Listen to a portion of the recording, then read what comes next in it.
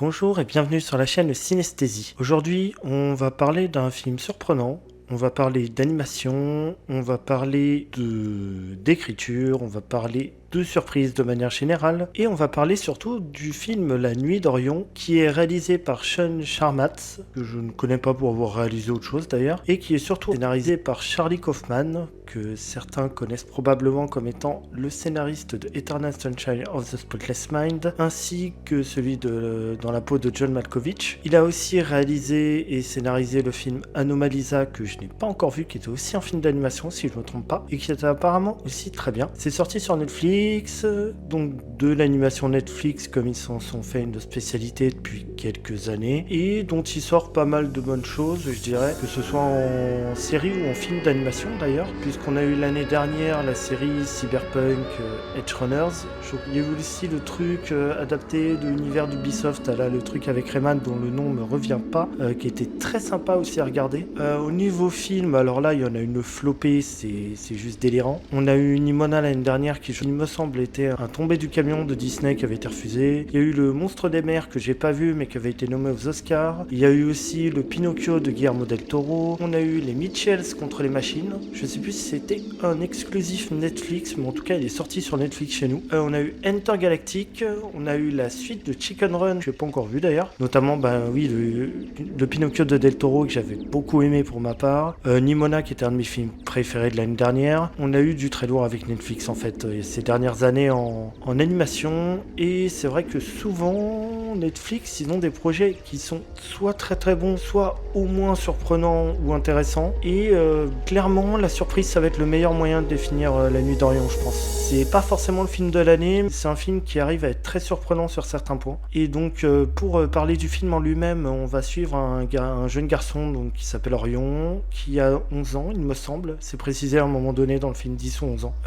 et qui est un garçon qui souffre très clairement d'anxiété chronique, due à la phobie d'à peu près tout et n'importe quoi en vérité, qui est listée au tout début du film, dont sa plus grosse phobie va être celle du noir. Mais il y a tout plein d'autres choses, du plus rationnel au plus irrationnel d'ailleurs, et c'est assez bien présenté puisqu'on va voir ça en fait sous forme de dessin au début du film, puisqu'il a pris pour habitude de noter ses phobies dans un carnet, en fait de les dessiner, et ça va servir dans l'écriture et dans la réalisation du film, donc je le mentionne maintenant et j'en parlerai un peu plus tard. Une nuit, alors que habituellement il a un stock de veilleuses etc, et qu'il a des lampes partout justement pour pallier à sa peur du noir, une nuit il n'y a rien qui fonctionne, et ce qui va se passer c'est qu'il va être visité par le noir, les ténèbres en fait personnifiées, et il va entamer un voyage à travers la nuit avec du coup cette personnification des ténèbres.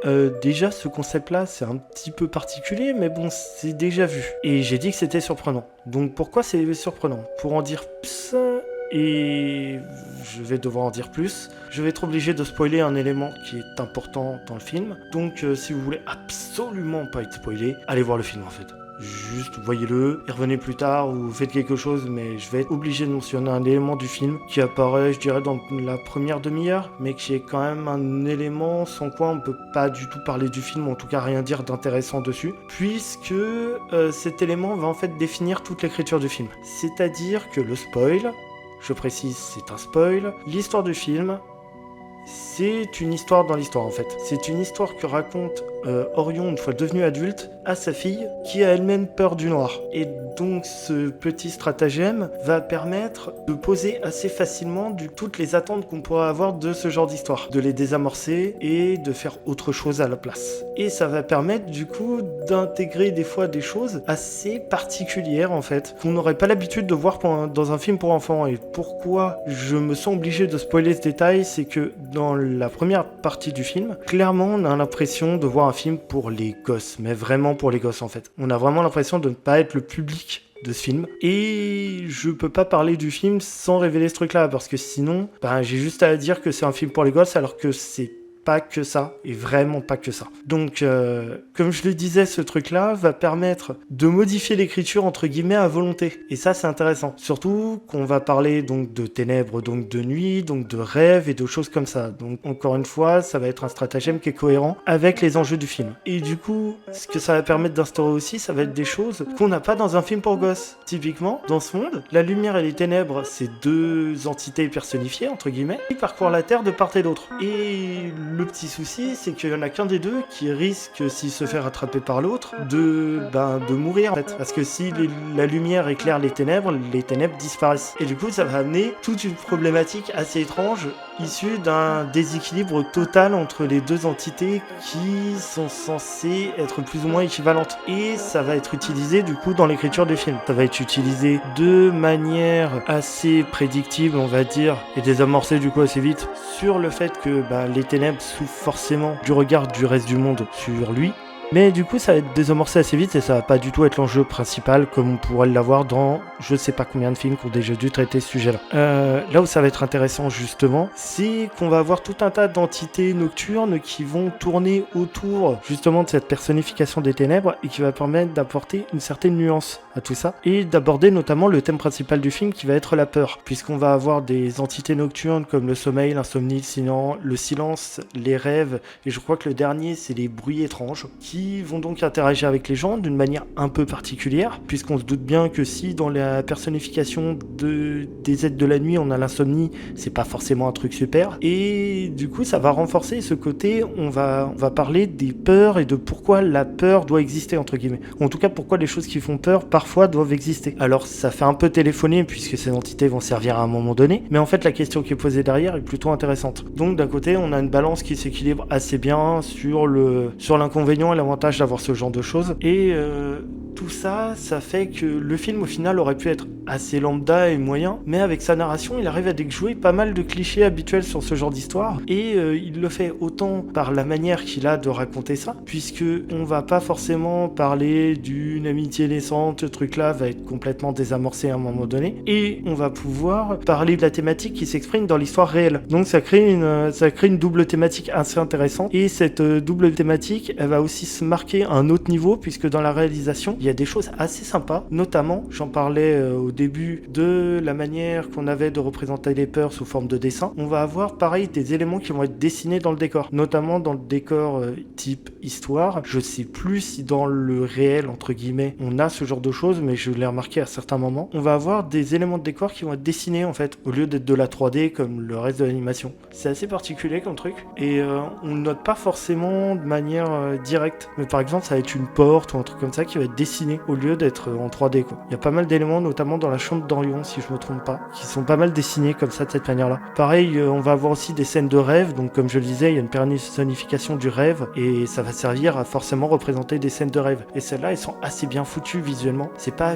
forcément le plus original du monde, mais en termes de réalisation c'est extrêmement bien fichu, et la mécanique des rêves est assez sympa aussi. On a un peu ce côté qu'on pouvait avoir par exemple dans Vice Versa, un peu chelou, genre rêve qui peut facilement se transformer en cauchemar, etc. Après, est-ce que c'est le meilleur film d'animation qui ait jamais été pondu par Netflix? Clairement pas, mais c'est un film qui est plutôt bon, et c'est un truc qui est très très bien réalisé pour le coup, qui est très bien écrit, mais effectivement il souffre du côté assez téléphoné du coup qu'il a, mais il est sauvé clairement par une écriture qui est hyper originale, donc on passe un bon moment, et franchement j'aurais tendance à le conseiller. C'est pas le film de l'année, mais si on sait pas quoi regarder et qu'on a envie de regarder un truc d'animation, ça peut être pas mal.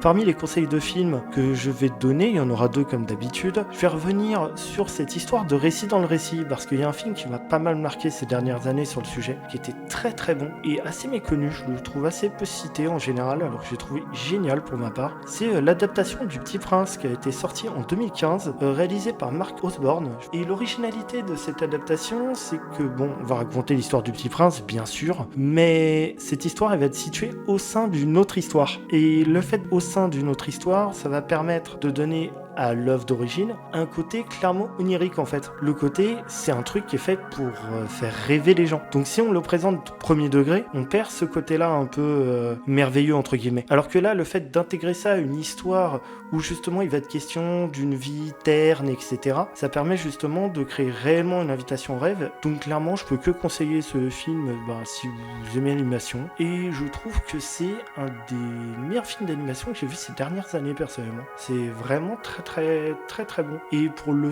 second film, je pense que j'ai vraiment saoulé tout le monde à l'époque où il est sorti.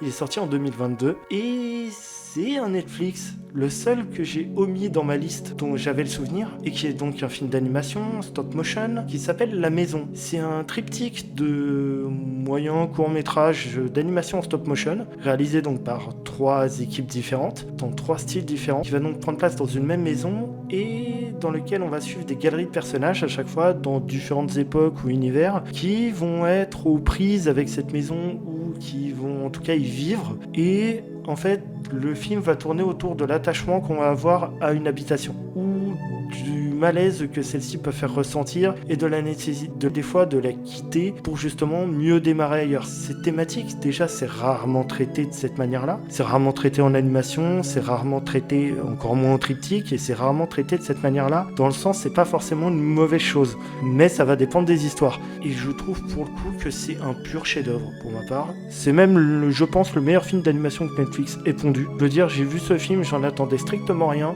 et ça m'a retourné le cerveau. Je le conseille, mais à 10 000%. Je pense qu'il n'y a vraiment pas eu assez de publicité faite sur ce film. Il n'y a pas eu 12 000 articles dithyrambiques à droite à gauche, blablabla. Personne n'en a parlé, il est sorti en scred en début 2022. Le pire, c'est qu'il y a un autre film du même nom qui n'a rien à voir. Je crois que c'est un espèce de film érotique bizarre. Du coup, personne n'a parlé de ce film, alors que clairement, je le conseille, mais faut voir ce truc. C'est unique en son genre et c'est juste génial. Voilà. Sur ce, merci à vous, ceux qui sont restés jusqu'au bout. Je vous invite à partager la vidéo autour de vous afin de faire grandir la chaîne et à me rejoindre sur les réseaux sociaux ainsi qu'à vous abonner pour être mis au courant des prochaines. À une prochaine fois, salut!